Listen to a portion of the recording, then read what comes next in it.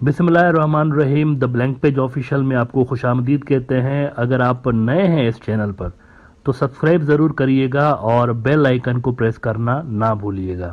China की growth को slow down करने के लिए, उसको रोकने के लिए अमेरिका ने जो मुख्तलिफ किस्म के अलाइंसेस बनाए हैं दुनिया भर में, इनमें शायद जो सबसे ख़तरनाक अलाइंस था वो क्वाड था। ख़तरनाक इस वजह से कि इसका थोड़ा सा मिलिट्री पहलू हमें नज़र आ रहा था कि ये मिलिट्री अलाइंस के रूप में शेप हो सकता है आगे चल के। इसके अंदर ऑस्ट्रेलिया था, इसके अंदर इंडिया और जापान भी था इसके अंदर, और यूनाइटेड स्टेट्स भी तो था ऑब्वियसली।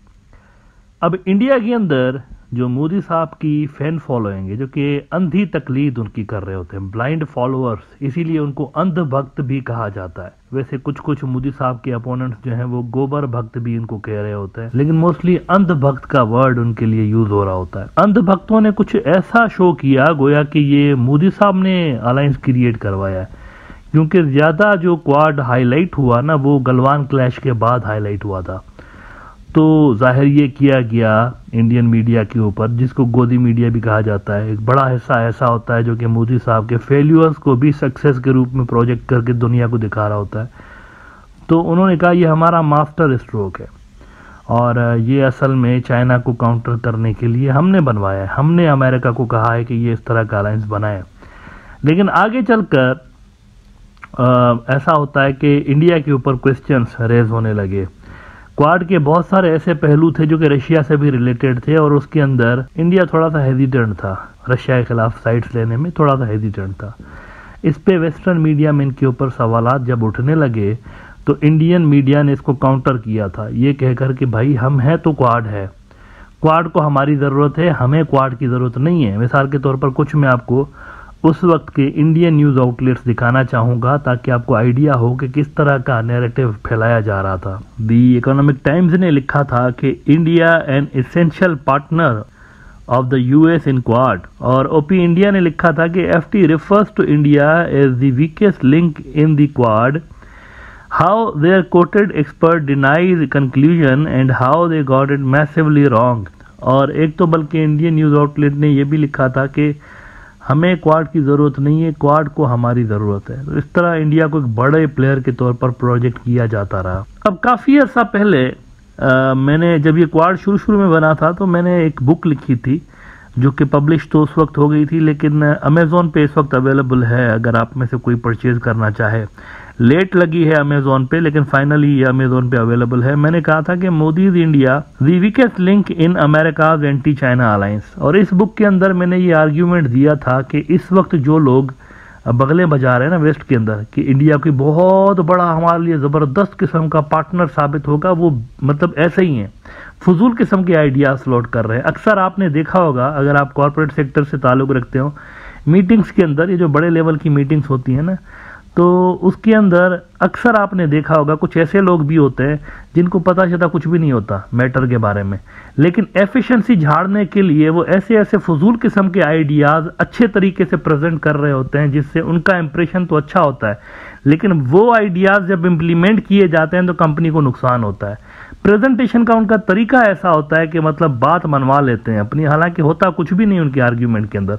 और कुछ लोग ऐसे होते हैं जो कि बज़ाहिर देखने में मस्त मलंग लगते हैं, लेकिन उनके जो दलाइल होते हैं, उनके जो आइडियाज़ होते हैं स्ट्रॉन्ग किस्म के, ज़बरदस्त होते हैं, वो उस तरह से उसको प्रोजेक्ट नहीं कर पाते, सामने वाले को समझा नहीं पाते, तो उनके आइडियाज़ पर रह जाते हैं। कॉर्पोरेट वर्ल्ड में अक्सर ऐसा होता है, एफिशिएंसी झाड़ने वाले आपको बहुत सारे मिल रहे होते हैं वहाँ पे। तो ये जो इंडिया वाला आइडिया था ना कि इंडिया पर रिलाई किया जाए, मेरे ख्याल में अमेरिकन जो सिस्टम है ना, उनके पॉलिसी मेकर्स, उनके अंदर भी कुछ एफिशिएंसी झाड़ने वाले लोग थे जो कि अपने आप को, यानी कहते हैं ना, बड़ा ब्रेन करके दिखाने के चक्कर में उन्होंने ये आइडिया फ्लोट किया। लेकिन उस वक्त भी मैंने कहा था ये बैकफायर करेगा और ये पछताएंगे जो भी इंडिया पर रिलाई करने की कोशिश कर रहे हैं। और अब वही हुआ है, एक नया क्वाड बन गया है, और वो जो नया क्वाड बन रहा है उसमें से इंडिया को माइनस कर दिया गया, बाकी सारे के सारे वही हैं। इंडिया की जगह उसमें एक और मुल्क को शामिल कर लिया गया, इंडिया को ऑफिशियली टाटा बाय बाय कर दिया गया है, मतलब उनको किक आउट कर दिया गया लिटरली नए क्वाड के अंदर से, क्योंकि इंडिया काउंटर प्रोडक्टिव साबित हो रहा था। तो वो जो मैंने 2-2.5 साल पहले बात लिखी थी इस बुक के अंदर, वो बहु सही साबित हो रही है इस वक्त, और फाइनली इंडिया को निकाल दिया गया है क्वाड के अंदर। अब ये जो मौजूदा इंडिया वाला क्वाड है, ये किस शक्ल में रहता है, रहता भी है या नहीं रहता, इसकी अफादियत ख़त्म हो चुकी है, ये तकरीबन डेड हो चुका है। ये जो नया क्वाड बन रहा है ना, ये इसकी जगह लेगा और अमेरिकन इसके अंदर ज़्यादा अपनी एनर्जी और रिसोर्सेज पंप करने की कोशिश करेंगे। मतलब इंडिया को पता भी नहीं चला और उनको क्वाड से माइनस कर दिया गया है, जिसकी वजह उनकी बुरी परफॉर्मेंस रही है। वो फ़ायदे से ज़्यादा अमेरिकन को नुकसान पहुँचाते रहे।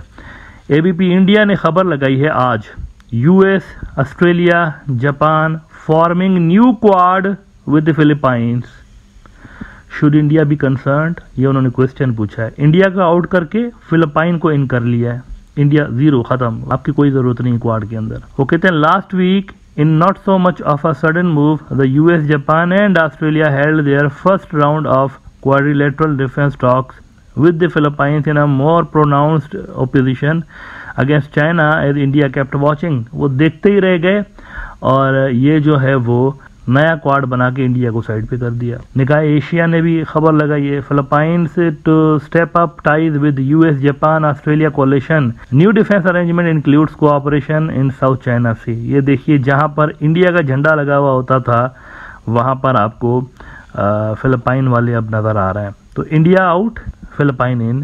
तो चलिए, देर आए दुरुस्त आए। ये तो वैसे बहुत पहले अमेरिकन को कर देना चाहिए था, लेकिन इस वक्त उन्होंने अगर कर भी दिया है तो भी मेरे ख्याल से कुछ ना कुछ उनको ज़्यादा फ़ायदा होता, पहले से ज़्यादा तो होगा कम से कम। इंडिया पे वो जो रिलाय कर रहे थे ना।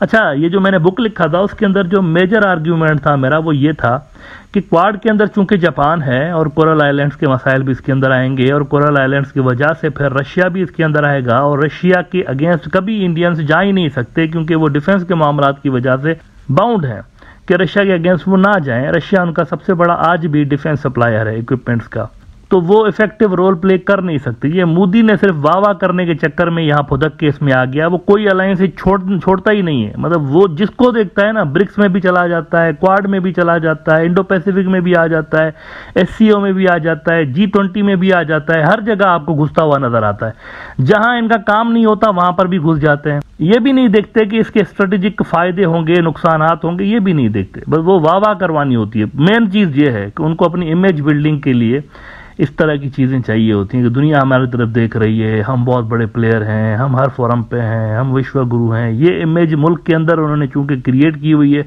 इसलिए वो हर जगह पे फुदक के बैठ जाते हैं। तो इसीलिए मैंने ये कहा था कि ये ज़्यादा अरसा क्वाड चलेगा नहीं जो कि बनाया गया, और अभी वही हुआ है, उसकी जगह पे दूसरा क्वाड बन गया है ना। ये इंडिया के लिए यकीनी तौर पर मित्रों सेटबैक है, क्योंकि इंडिया के अंदर एक ख्वाहिश थी, एक कोशिश भी थी कि कम से कम जो चाइना रिलेटेड मैटर्स हैं उनमें तो कुछ ना कुछ हासिल करें क्वाड से।